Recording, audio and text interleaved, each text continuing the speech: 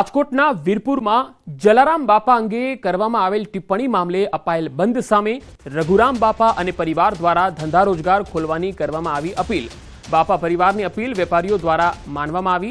આવતીકાલે બુધવારના રોજ સવારથી વેપાર ધંધા રોજગાર ખોલવામાં આવશે તેવું વેપારીઓએ જણાવ્યું છે। જો કે જે જ્ઞાન પ્રકાશ સ્વામીની ટિપ્પણી હતી ત્યારબાદ જે વીરપુરના જે વેપારીઓ છે તેમણે ધંધા રોજગાર બંધ રાખ્યા હતા અને આ સ્વામીનો વિરોધ કર્યો હતો, તેમની ટિપ્પણીનો વિરોધ કર્યો હતો। અને હવે જ્યારે વીરપુરના ધંધા રોજગાર આવતીકાલથી ખુલવા માટેની જે અપીલ કરવામાં આવી છે તેને લઈને તમામ વેપારીઓએ તેને માન્ય રાખી છે।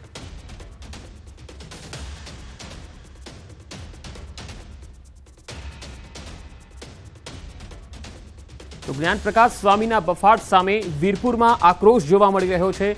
વેપારીઓ હજુ પણ આક્રોશ અને નારાજ જોવા મળી રહ્યા છે। ત્યાંના સ્થાનિક લોકોનું પણ એ કહેવું છે કે સ્વામીજી ત્યાં આવીને માફી માંગે તો જ તેઓ જે છે એ ધંધા રોજગાર શરૂ કરશે। જો કે જે વીરપુરના જે પરિવાર દ્વારા જે અપીલ થઈ છે તેને વેપારીઓએ આખરે માન્ય રાખી।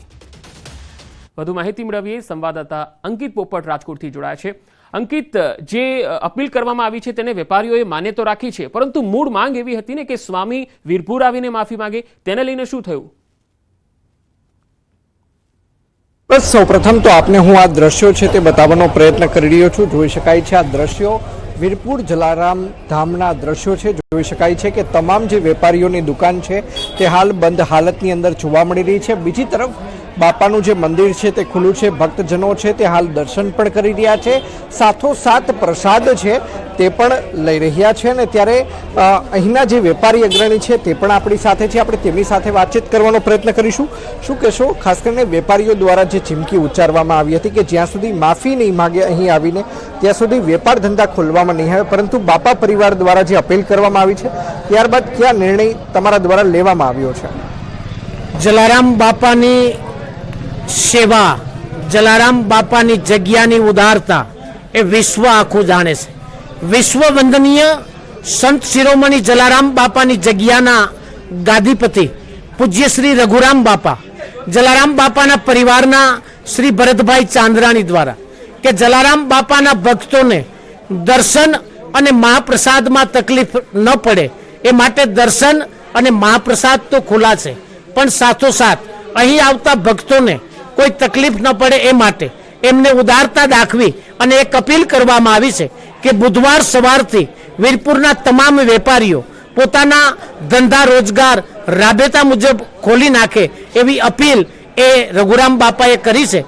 અને આવી શ્રેષ્ઠ જગ્યાઓના ગાદીપતિ આવી ઉદારતા દાખવે ત્યારે એમની અપીલ વીરપુરના તમામ વેપારીઓ શિરોમાન્ય ગણે છે। ખાસ કરીને આ જે પુસ્તક છે સૌભાગ્યચંદ મંગળજી રાજદેવે લખ્યું હતું અને કંઈક બીજી જ રીતે બતાવવામાં આવેલું છે, આ વિશે આપનું શું કહેવું છે? આ પુસ્તક 1947માં લખાયેલું છે। સૌભાગ્યચંદ મંગળજી રાજદેવ દ્વારા આ પુસ્તકનું નિર્માણ થયું છે। 1947 પછી જેટલા પણ ભાવિક દર્શનાર્થીઓ પૂજ્યના બાપાના દર્શનાર્થે આવ્યા એમની પાસે આ પુસ્તક કદાચ હશે। જલારામ બાપાના જન્મથી લઈ એમના વૈકુંઠવાસ સુધીની તમામ વાત આ પુસ્તકમાં લખવામાં આવેલી છે। જલારામ બાપાના પિતાશ્રી પ્રધાન ઠક્કરને વીરપુરમાં એક કરિયાણાની નાની દુકાન હતી એનો ઉલ્લેખ પણ આ પુસ્તકમાં છે। જલારામ બાપાના હસ્ત અક્ષરમાં લખાયેલો પત્ર પણ આ પુસ્તકમાં છે। જલારામ બાપાએ ભક્તોની મનોકામના પરિપૂર્ણ કરી હોય તેની વાત પણ આ પુસ્તકમાં છે, પણ સ્વામી શ્રી દ્વારા જે કહેવામાં આવી એવી કોઈ વાત અહીં લખવામાં આવેલી નથી। અને એ ઉપરાંત તમામ મીડિયાના મિત્રોને સુભાષચંદભાઈ રાજદેવના દીકરી કોકિલાબેન રાજદેવ સાથે એમના કોન્ટેક્ટ નંબર કરી અને વાતચીત કરવાનું મેં કહેલું છે કે એમના કયા કયા પુસ્તક એમના દ્વારા લખાયેલા છે અને એ પુસ્તકમાં શું લખાયેલું છે એ કોકિલાબેન રાજદેવ એની ઉપર પ્રકાશ પાડી શકે। ખાસ કરીને વાત કરવામાં આવે તો આ જેમના દ્વારા પુસ્તક લખવામાં આવ્યું છે સૌભાગ્યચંદ મંગળજી રાજદેવ, થોડીક જ વાર પૂર્વે તેમના જે દીકરી છે કોકિલાબેન તેમને ન્યૂઝ 18 ગુજરાતી સાથેની વાતચીત કરી હતી ન્યૂઝ 18 ગુજરાતી સાથેની વાતચીતમાં જે જ્ઞાન પ્રકાશ સ્વામી દ્વારા જે ટિપ્પણી કરવામાં આવી છે તે ટિપ્પણીને ખૂબ જ ખરાબ શબ્દોની અંદર કોકિલાબેને વખોડી કાઢી છે.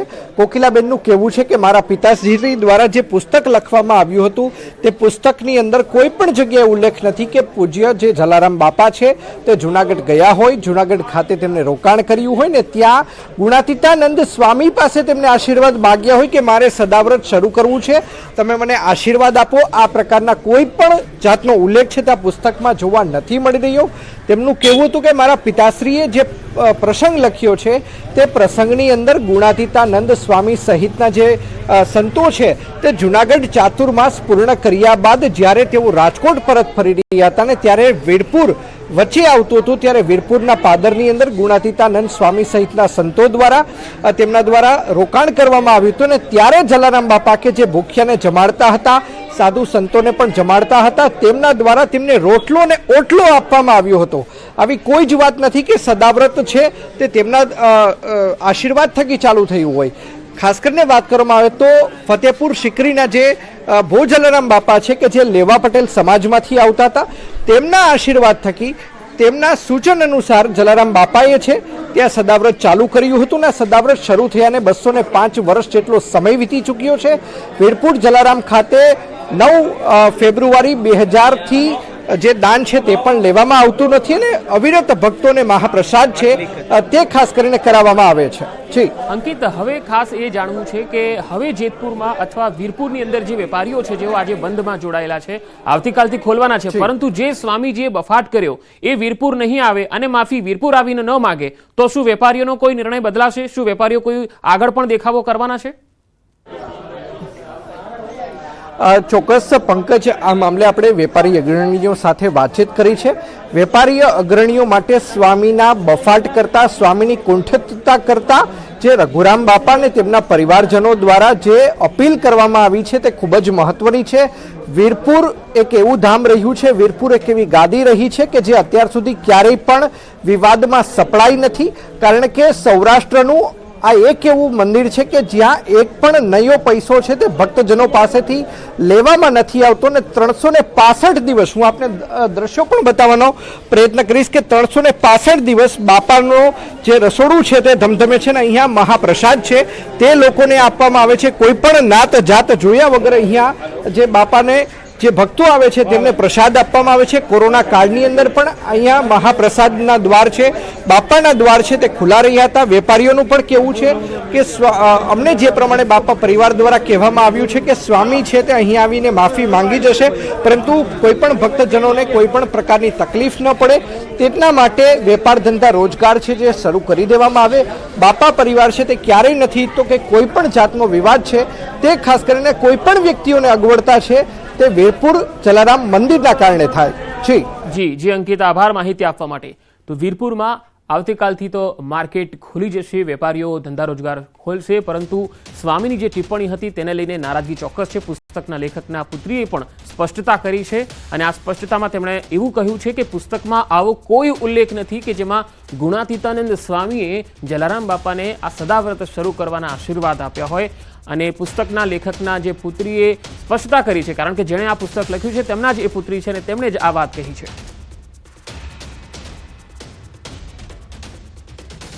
તો 1947માં આ પુસ્તક જે છે એ લખવામાં આવેલું હતું અને તેનું પ્રકાશિત થયેલું હતું ને એ પુસ્તકમાં ક્યાંય એવો ઉલ્લેખ નથી અને તેને લઈને જ જે લેખક છે એમના પુત્રીએ આ સ્પષ્ટતા કરી.